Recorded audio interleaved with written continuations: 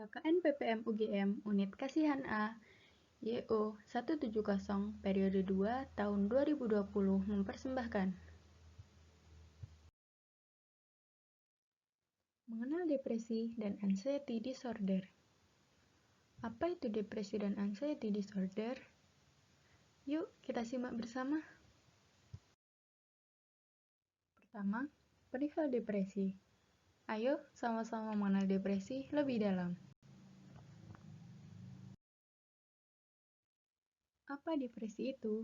Depresi merupakan gangguan emosional atau suasana hati yang buruk yang ditandai dengan kesedihan yang berkepanjangan, putus harapan, perasaan bersalah, dan tidak berarti.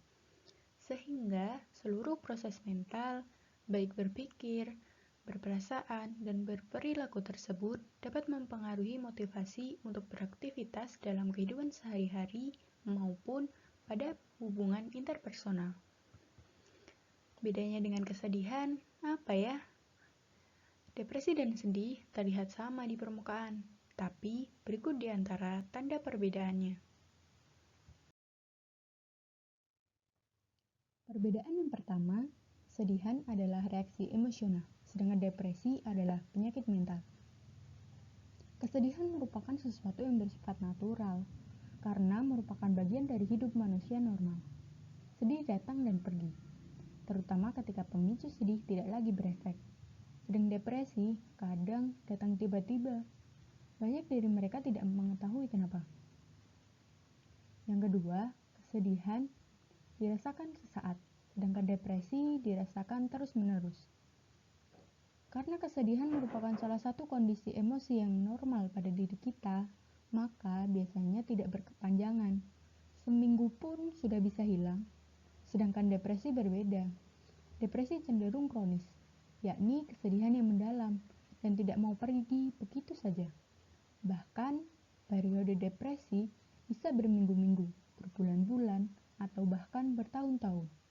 Oleh karena itu, orang yang mengalami depresi memerlukan bantuan psikiater atau ahli psikologi. Yang ketiga, kesedihan bersifat spesifik, sedangkan depresi samar, tidak jelas. Kesedihan ditimbulkan oleh alasan yang jelas. Misalkan sedih karena tidak dapat nilai yang sesuai harapan. Atau sedih karena kehilangan pekerjaan. Orang yang sedih seringkali masih mau berbagi kesedihan mereka ke orang lain hingga dapat lega kembali. Sedangkan depresi berbeda. Penderita bahkan tidak mengerti kenapa mereka depresi walaupun ada pemicunya. Tapi kadang sebabnya tetap tidak jelas. Yang keempat, kesedihan bersifat subjektif, sedangkan depresi bersifat objektif. Depresi perlu didiagnosis dengan data dan penelitian oleh psikolog terhadap individu terkait. Depresi tidak hanya sedih, tapi juga kombinasi antara kelelahan, kemalasan, dan lain-lain. Selanjutnya, kesedihan berefek jangka pendek, sedangkan depresi berefek jangka panjang. Orang yang mengalami kesedihan biasanya saat timbul rasa sedih, dia akan malas untuk keluar bersama teman. Tapi mungkin di keesokan harinya oke-oke saja. Tetapi depresi berbeda.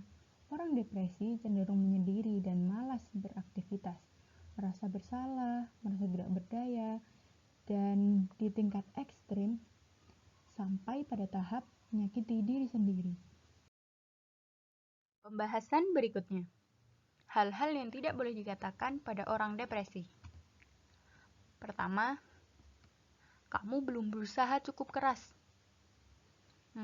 Ungkapan ini membuat orang yang depresi merasa bahwa kita tidak mengerti keadaan mereka. Betapa sulitnya melewati depresi ini. Selanjutnya, itu cuma perasaanmu aja.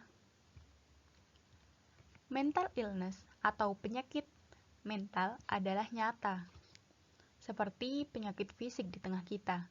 Stigma di sekitar kita membuat depresi sering disalahpahami. Depresi berbeda dengan kesedihan biasa. Orang depresi memiliki kesulitan untuk bangkit dari tempat tidur, bahkan ketidakteraturan pola makan. Lalu, kamu seharusnya tidak perlu merasa depresi. Banyak yang mengira bahwa seseorang depresi karena hal khusus, misal jika kekurangan uang. Ada pula yang mengira jika orang kaya tidak mungkin depresi, karena tidak ada yang perlu dikhawatirkan terkait finansial. Padahal, fakta berbicara, banyak orang kaya meninggal dengan bunuh diri karena depresi. Jangan sampai kita tidak peka dan tidak simpati pada teman yang depresi. Paling tidak, jika tidak bisa membantu, jangan ucapkan demikian. Motivasi mereka untuk sembuh. Selanjutnya, kamu terlihat baik-baik aja tuh. Ungkapan ini membuat orang yang mengalami depresi menjadi sulit terbuka. Karena faktanya, banyak orang yang terlihat bahagia di media sosial, tapi tidak di dunia nyata. Jadilah pendengar yang baik. Jika mereka terbuka dan kita melihat banyak kelebihan mereka, tetap diam dan dengarkan. Selanjutnya, aku tahu apa yang kamu rasakan. Jangan memberi saran tanpa ilmu. Lebih baik dengarkan, meskipun Anda pernah mengalami hal yang sama. Karena respon dan kemampuan orang dalam mengatasi masalah berbeda.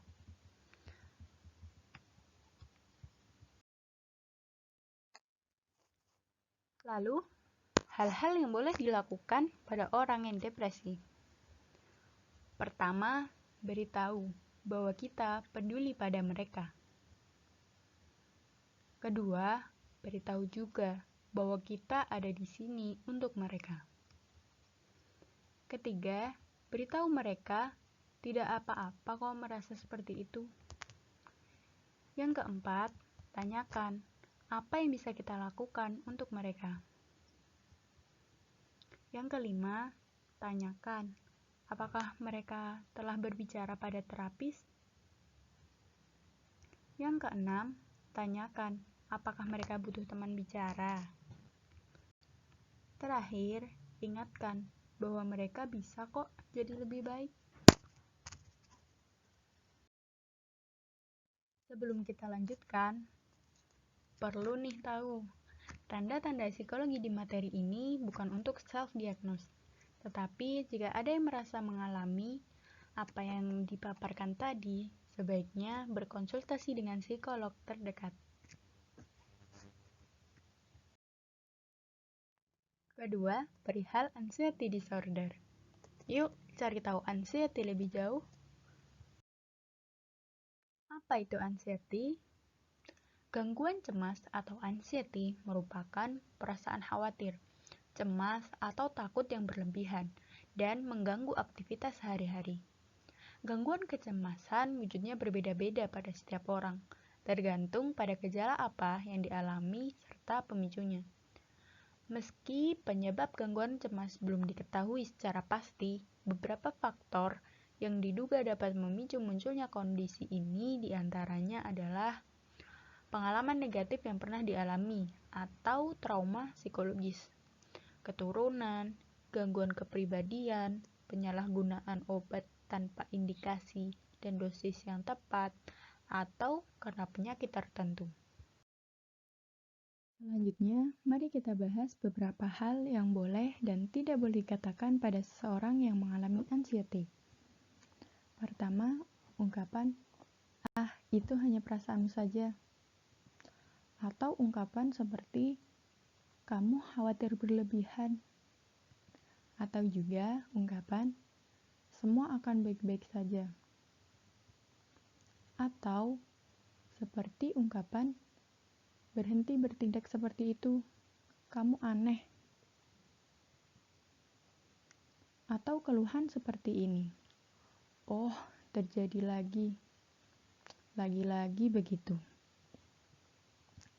Jangan bercanda atau menjudge perilaku seseorang yang memiliki anxiety.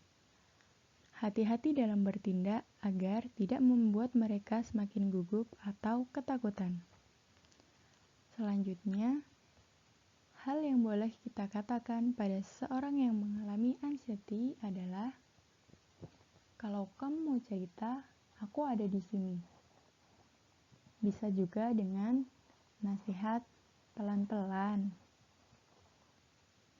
Kita juga bisa menawarkan pelukan.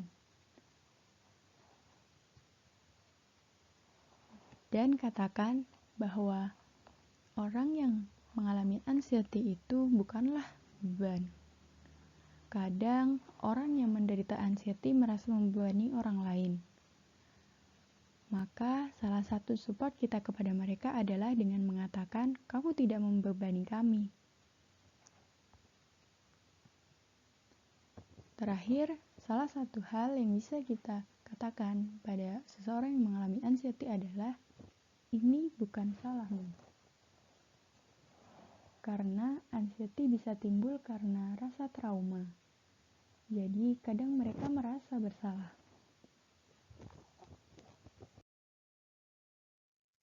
Sekarang, cari tahu yuk cara mengatasi depresi dan anxiety disorder.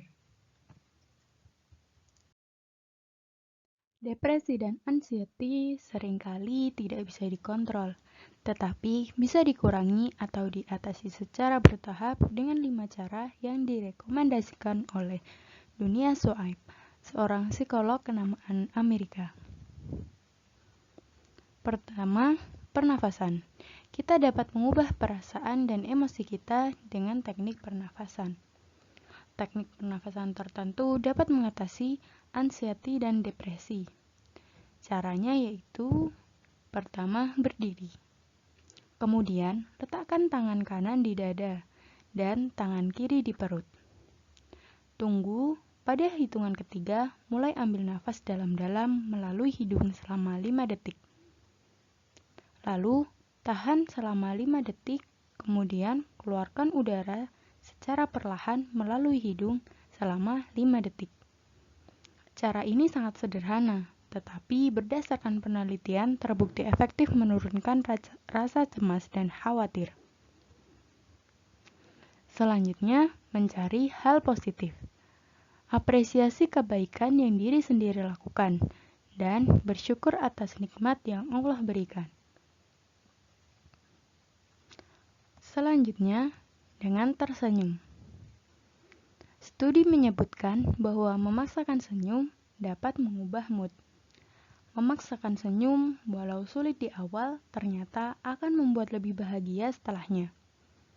Seperti yang kita tahu, senyum adalah sedekah. Sesedih atau sesulit apapun kondisi kita, jika ada orang yang tersenyum kepada kita, balaslah senyuman itu.